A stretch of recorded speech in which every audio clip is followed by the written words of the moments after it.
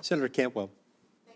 Mr. Chairman, first I want to thank you, Chief Schultz, for being here, and I want to take a moment with my colleague from Idaho to acknowledge the sacrifice and bravery of the firefighters in the Coeur d'Alene, Idaho area. And my condolences go out to their families and to this community. And so we want to remember these individuals and again, thank the firefighters all across the nation.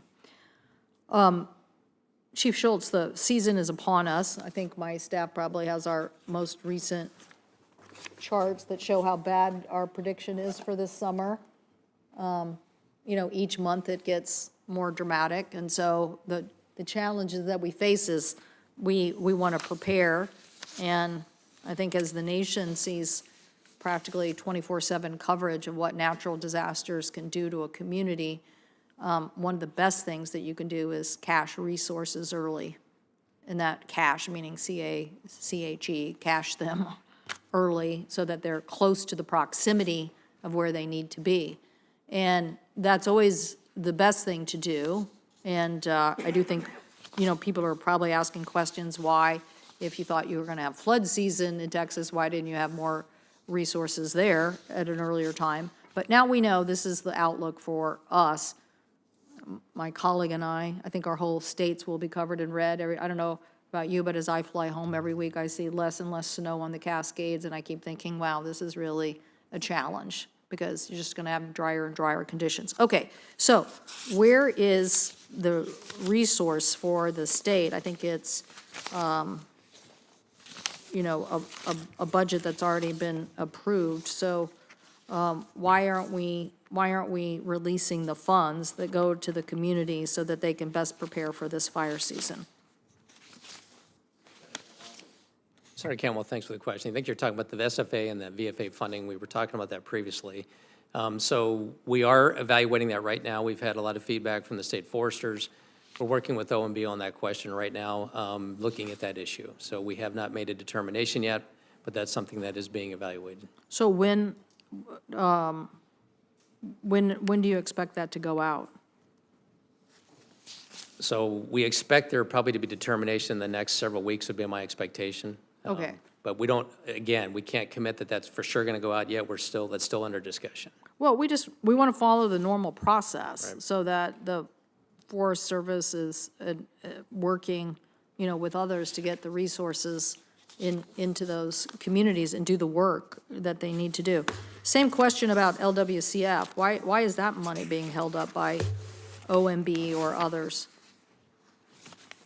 So, Senator Cantwell, what we're looking at is just looking at the administration's priorities and looking at the 25 budget to make sure the work that we're doing is in alignment with the priorities of the administration. So that's something that's just being evaluated right now, and we're still looking at that. But if LWCF are projects submitted and approved by Congress, this committee played a key role in saying we want to fund these and let's move forward. Why is OMB now requiring, you know, a review of LWCF projects? Senator, I think it's just like I mentioned, we're looking at all those programs in the 25 budget, just looking at alignment with the priorities of the administration. What does that mean? That you're creating a different process than exists, that has been practiced for 50 or 60 years? I don't think it's that we're creating a new process. I think what we're saying is that just given the authorities in the CR, so I think the language we're looking is that, so we're saying the president is acting within his authority for the full year continuing appropriations to revise spending within the amounts provided by Congress. I mean, I think that's what's being done. We're looking at that right now. Okay, and then on the roadless rule, you know, I love my colleague from Idaho. He probably doesn't want me to say that. Okay, I'll pretend I don't like you. How about that? I don't like you. But he did implement a roadless rule in his state, which he got the people together and he got it done. He made the right decisions. So, or he made a lot of decisions, okay? He made a lot of decisions. So that's the prerogative. Like, that was the way it worked. Like, a state could step up and do the work, or you could have somebody else tell you. In this case, he did the work. So are you aware that researchers found that approximately 88% of all wildfires are human-caused, and 95% of those fires are ignited within a half a mile of a road? And so one of the reasons why the roadless rule was good for some of these areas is because, no, we're not having roads all over the place, and we're not igniting fires all over the place. So do you have an assessment of the cost of rescinding the roadless rule when you might be building roads into pristine areas and causing more challenges? So, Senator, I think our bigger concern isn't building roads into pristine areas. It's that we've got 24.5 million acres of the roughly 60 million acres of roadless that is within either in the WUI or it's within a mile of the WUI. So that is our primary concern on this, is that we've got areas, and I mentioned this earlier in my testimony, that there is much roadless area that actually has roads in it. I was on the Helena, Lewis and Clark Forest last week. The Lolo Forest has roads. It's not uncommon that roadless areas do have roads. It just inhibits. No, the question is whether we want to continue that process. And I think what everybody wants is to not, we want to maintain our forests. We want to have recreational areas. We want to invest in the resources to have the public go enjoy those recreational areas. I personally don't want to sell public lands. So, but at the same time, you're saying, let's not build more roads in places we don't need to build more roads just because one or two people have a great idea that's what they want to go do.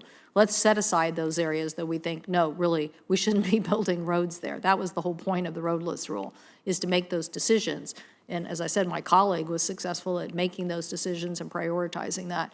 And so now, if you're saying the wildland-urban interface is really an issue, yeah, I agree. The wildland-urban interface should be debated every day of the week now, because what we're finding is that we almost had literally a fire approach Spokane. I mean, there are people who are looking at and saying not where the next, fire